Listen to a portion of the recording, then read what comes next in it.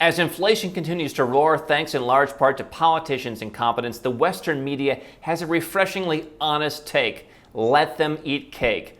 I'm going to tell you all about how to survive inflation and why these comments from the Western media just don't make sense.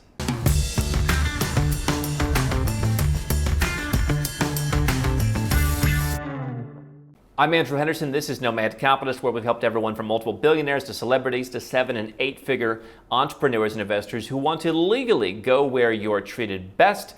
And I'm going to give you the summary of an article that went viral on social media. It's from Bloomberg Opinion, talking about inflation, how to deal with inflation. I'm going to give you my thoughts on how I would deal with inflation in a moment, but here it is from Bloomberg directly. This is refreshingly honest. Inflation stings most if you earn less than $300,000, and anywhere in the world you go, the average person makes a lot less than $300,000. Here's how to deal. Number 1, take the bus. Number 2, don't buy in bulk. Number 3, try lentils instead of meat. Number 4, nobody said this would be fun. This is perhaps the most out there take, where the Western media is just saying, hey, you got to deal with it. And we've been talking about what would be the consequences of printing all this money. What would be the consequences of racking up debt? How many times more debt do you need to get through the last couple of years than you did to win World War II? Well, go and ask the US Congress, go and ask governments all around the world who, in many ways, left their citizens feeling abandoned, locked out of their own countries or trapped inside them, but yet spent record sums of money, inefficiently, printed money, and now we have runaway inflation. And so what does the Western media say? Let's take this bit by bit, and I'm going to tell you what I would do about it. Take the bus. Hey, listen, I could afford a car. I have homes around the world. I could afford a car in each home. I don't really want a car. It's a hassle. But is my suggestion take the bus? You're probably not going to see me on a bus anytime soon. You'll see me walking. You'll see me out and about. Maybe I'll be in an Uber. But take the bus? Hey, I guess they'd like you to do that. That's the politician's plan, get you on a bus. That's number 1. Number 2, don't buy in bulk, which doesn't make sense to me in the sense of if you can buy a non-perishable item, whether it's toilet paper or tuna fish or corn in a can or whatever, why wouldn't you want to stock up, especially if you're in the United States, which I think this is speaking to, where you probably have the extra space to put the stuff? Why wouldn't you want to buy assets that are only going to keep going up in price, which of course they're blaming on the very unfortunate war that's going on in Ukraine, as if this stuff wasn't already percolating under the surface long before. Maybe that had a little bit of an effect, but if this was already coming, don't buy in bulk. I don't understand that. Maybe someone in the comments section can correct me on why you shouldn't buy in bulk, unless you're in one of those cage houses in Hong Kong where you just don't have room to store stuff. Why wouldn't you?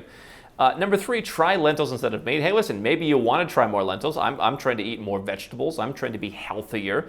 But this is the new future. They want you to eat more lentils instead of meat. And oh, by the way, life sucks. Get used to it. That's what they're telling you to do. Now, obviously, we work with folks who have high net worths, who have high incomes. And so it's easier for our clientele to deal with this, but it doesn't mean it doesn't sting. Now, one thing that I have said is, if you have a certain amount of income, I don't care if you're running a business, I don't care if you have a portfolio of fixed income, or you have dividends or whatever it is, or you have certain, cryptocurrency, staking or whatever it is where you've got a certain income every year. That income is going to go a lot further if, number 1, you reduce the tax rate that you're paying.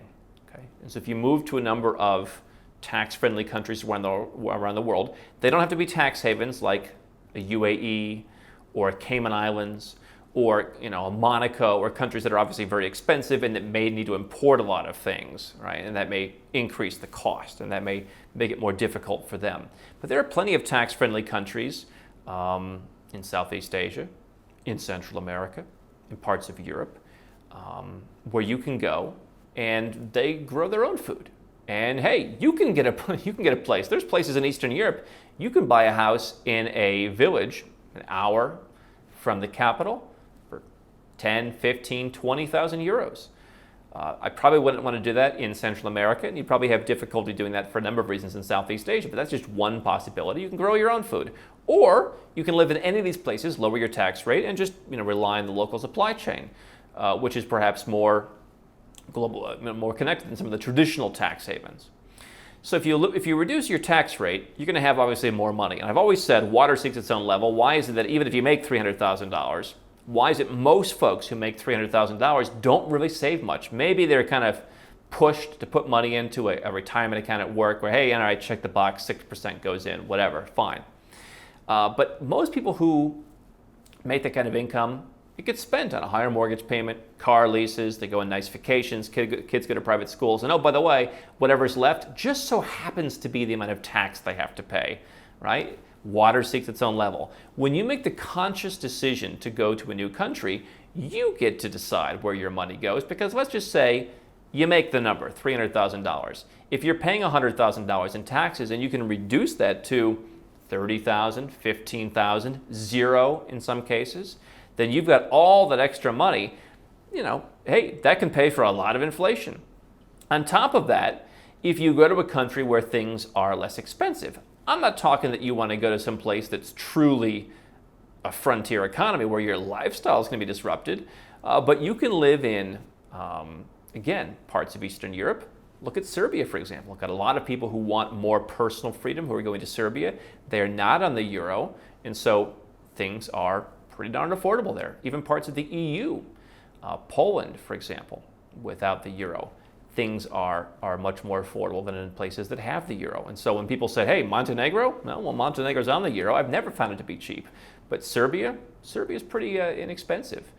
You can look all around the Balkans. You can look at a country like Georgia. You can look at a country like Armenia. You can look at countries in Central America, Mexico at the peso, many of the Central American countries. People are talking in the crypto community, about the Bitcoin community, about El Salvador. You can look at places like Nicaragua, we've had people going. Costa Rica, a bit more developed. Panama on the dollars, that's not going to be as cheap. You're not going to find the bargains there. Look in Southeast Asia, Thailand, Malaysia. Am I seeing inflation where I go? I am. But instead of paying 35 cents for a really nice bottle of sparkling water in Georgia, now I'm paying 50 cents. And by the way, in some of these countries, you've seen some currency declines where you might have 5 or 10% more purchasing power. Colombia is another example, not particularly tax friendly for full-time living, but you've got lots of opportunities. Latin America, Eastern Europe, Southeast Asia, probably some of the best ones. But again, Portugal, Poland, other countries in Europe could also be interesting. If you reduce your cost of living and live in a place where you still have a similar level of development, okay? Living in Malaysia, living in Costa Rica, you're not going to have Amazon Prime coming to your door, but you're going to be able to weather inflation better because your money is going to go further. And you can potentially eliminate or at least dramatically reduce the amount of taxes that you're paying. And so if you don't want to take the bus, now listen, you go to Malaysia, you go to Thailand, cars are going to cost more.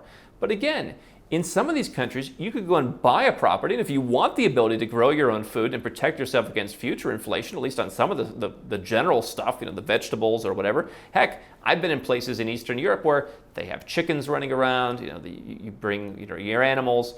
How self-sufficient do you want to be? You can do that, and you can take your property in the US or in Canada or in anywhere else in the world where it's gone through the roof.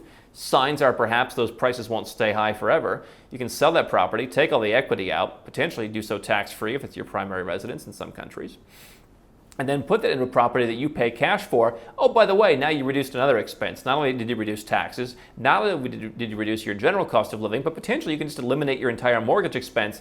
And now, even if you don't make $300,000, the number that they start to call, hey, okay, this is when you can start to survive it. Now you can start to survive on $100,000. I mean, who knows what it is? Obviously, most people in Malaysia or Costa Rica or anything else don't make close to $100,000. And so while we see these price raises around the world, I think they're particularly hurting the West because people have had such small margins and they're really not self-sufficient in many ways, and they have all their money going out in terms of different consumer debts that you don't have in every country around the world. By the way, I think this could lead to some real chaos. I mean, what I said 20 years ago when the Iraq War started was, there were a number of people who were against it. And I said, listen, if people's gas prices go high enough, and you're seeing that right now with inflation, people are they're going to advocate for whatever it takes to get those gas prices down. Who cares what you got to do? And by the way, some of that might spill over into some kind of chaos domestically. I think that you've got some countries in the West that are really on a short fuse. And so if I'm worried about my personal safety, If I'm worried about my financial safety in terms of just tax the rich, who cares how much they're paying? I'm tired of inflation, just rise it through the roof. If you don't want to be part of a war that's going to come up because hey, we've got to fight inflation, go take their oil over there. I mean, some of these things could be a little bit far-fetched, but what happens when people are pushed to the brink, when people are used to cheap goods and services, especially in the United States? What happens when they are not ready for this? You're going to see some unforeseen consequences. I'm going to want a place at least where I can get out as a plan B and go and live where things are a little bit less chaotic. And if you can pair that with a place, again, Latin America, Eastern Europe, buy a property. Maybe it's just a backyard garden. Maybe it's a whole agricultural property. You can buy that in many countries, like in Ecuador, like in Serbia. You can do that for the equity in your home right now, especially if you're in Canada and you bought your house more than 5 years ago.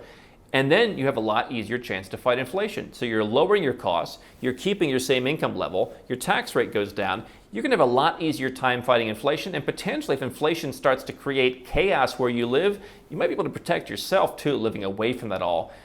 To me, this Bloomberg opinion piece is out of touch. Nobody said it would be fun. Is that life in the Western world today? I think that's an opportunity for you to go where you're treated best. Don't stop now. We've got well over 1,000 more videos here on YouTube for you to watch and learn how to go where you're treated best. And if you want to work with Nomad Capitalist personally, go to nomadcapitalist.com/apply, learn about our unique, tried and true process, garnered over years of experience, and learn how you can become our client.